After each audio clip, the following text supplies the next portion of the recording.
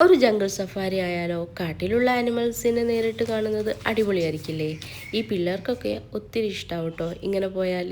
അങ്ങനെ ഞങ്ങളിവിടെ ബന്നാർഘട്ട നാഷണൽ പാർക്കിലായിരുന്നു വന്നിട്ടുണ്ടായിരുന്നത്. നമ്മുടെ സഫാരി സ്റ്റാർട്ട് ചെയ്തപ്പോൾ ഫസ്റ്റ് സ്പോട്ട് ചെയ്തത് കുറേ മാനിനായിരുന്നു. കുറേ ടൈപ്പ് മാൻ അവിടെ ഉണ്ടായിരുന്നു കേട്ടോ. പിന്നെ ഈ ബൈസൺ ഉണ്ടല്ലോ, അതിനെ കണ്ടു. ഇതിനൊക്കെ കാണുമ്പോൾ ഭയങ്കര എക്സൈറ്റഡ് ആയിരുന്നു. അതേപോലെ ഒത്തിരി സന്തോഷം ഉണ്ടായിരുന്നു. പിന്നെ കുറേ ആനകളുണ്ടായിരുന്നു. ആനനെ ആക്ച്വലി അവിടെ ചങ്ങലക്കിട്ട് റോഡിന് സൈഡ് വെച്ചതായിരുന്നു കേട്ടോ. പിന്നെ കുറേ കരടിക്കുട്ടന്മാരുണ്ടായിരുന്നു.